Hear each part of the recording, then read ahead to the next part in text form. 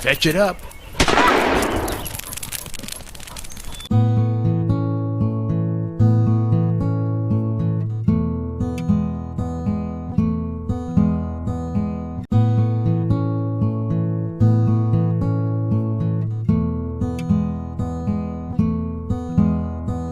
I'm Kirk Driskell with Gundog Broker, and I'm here today with Ellis Howard, and we're talking about his experiences over the last 15 years with the Hunting Retriever Club.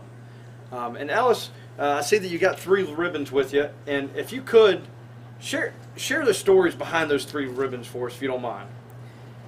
Well, Kirk, in 15 years and all these ribbons you see around here, each ribbon has got a story behind it.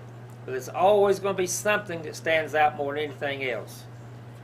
When your dog passes the first started test, that's this little ribbon here, and he passed this and got this test, this ribbon down in Central Florida.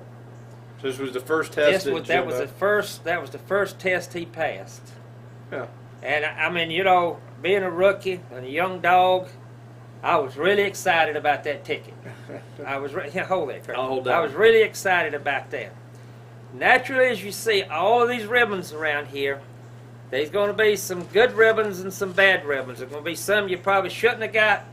There's going to be some that you should have got that you never got. Now, one of the most important ribbons there is out there is this large ribbon here when he became a Grand Hunt Retrieving Champion. That means top dog. That means some of the best titles the dog can get. And with it being the Grand Hunt Retrieving Champion, that's something that you'll never forget. Doesn't matter how many dogs you have, how good of dogs you have, not many dogs can get this. I noticed that there's several of those back here. He has passed the Grand 3 times. 3 times. And that's not the most. I think some of the dogs that passed it the most belong to some big-time pro trainers, and they go every 6 months. Because the International Grand's every 6 months. You're saying 3 times. He's a 3. He went through 5 series 3 times. Yeah. To pass 3 times. So pass 3 it's times. not just for the folks watching. This is not a Saturday event. This is a 5-day event. That's a 5-day event. And he was on top of his game for 15 days. Is basically what you're saying to get 3 of these. But so this is a hard one to get right here. That's the hard one. That's Gotcha. That's the ultimate ribbon. Yep. And then this one, there's always got to be a beginning and an end, and you're going to have a whole lot of enjoyment in between. But this is the last test he ran. This is the last test that he'll ever run. And this one came from Charleston Retriever Club, and this was an upland test. And this test was ran over in Clinton, South Carolina. And Kirk, you were there and you saw this ribbon go. I saw it go. Man, it was a great night. Everybody was cheering and carrying on. Room full. We caught it on video there. Yeah. With just a little video camera, but we caught it, and man, it was great to be there and share that with you. You have that, Kirk. Yeah. Now, probably another ribbon I didn't think of right at the time I was pulling these off, and I would have to look it up amongst these. One that I remember that to me was when I retired him from regular finish test. We were running, I think it was a Coastal Empire test, and the day that I retired him, we have what's called a DAH. That's dumb handler. And the day I retired him, that morning I got the DAH reward from doing something stupid. You're going to make mistakes.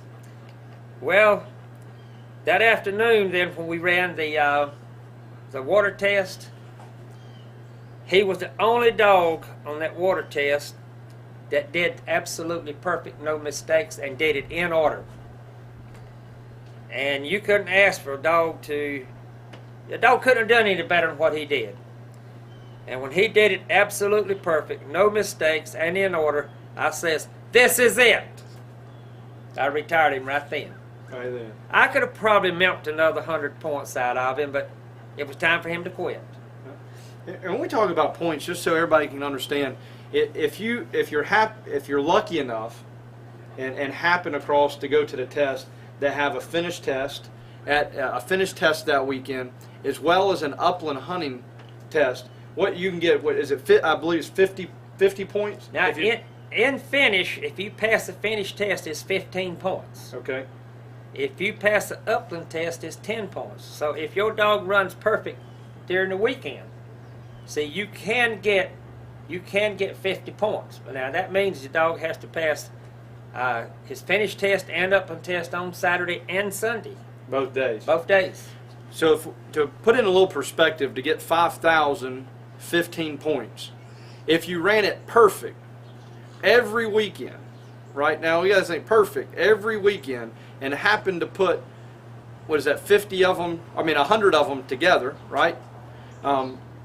You've been at this a lot of weekends. That's a lot of weekends. How many weekend events? I mean, we look around, there's what, 100 or more. Do you know exactly how many ribbons are hanging here? I don't want to count them. Yeah. When you get them started counting them, you get started talking about money. Yeah, I hear you. But I would guess, we'll have to get that count here, but when you look around at all these ribbons, it is the two things. It's the time and effort that it took to get there for that weekend to run that event, as well as the money it took to register.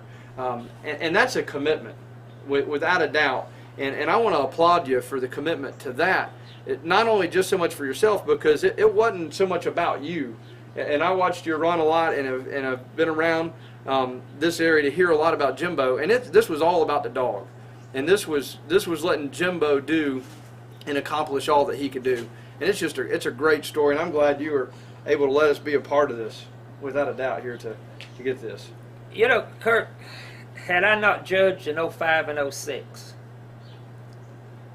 and then the other weekends that I judged and would use him for test dog, because I have already judged 33, I've already judged about 37 tests. I think I'm right on that, because I've got 8 more judges to do between now and Christmas, and that's going to give me 45 times I've judged.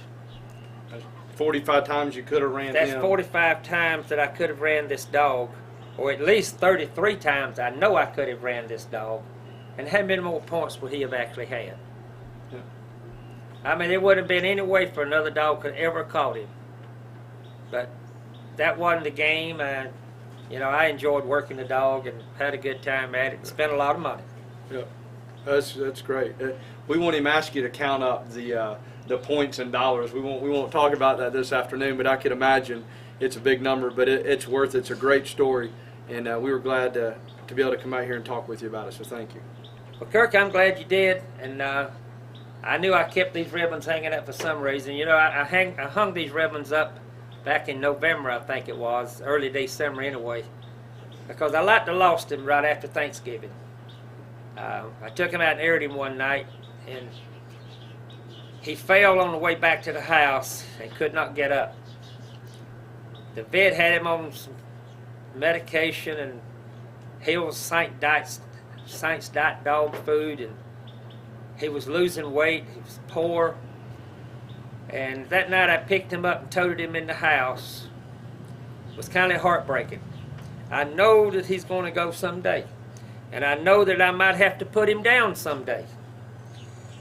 But with just arthritis that he has now, I won't put him down for that unless he really gets where he can't go down, really gets in bad shape. But at his age, I knew he didn't have much time left. And why feed him something that he didn't want, and why keep on giving him this medication when his stool got where it was full of blood, and the dog was just about gone. I made up my mind that if he'd eat it, I would feed it to him. This dog has had T-bone, he's had chuck steak, turkey, chicken, Boston butt, and if he would eat it, I would feed it to him. And the only medication he's on now is about twice a week. I give him some pills for arthritis. Yep. And he's on T-bone steaks and prime and I'll give him whatever he'll eat. I hear you.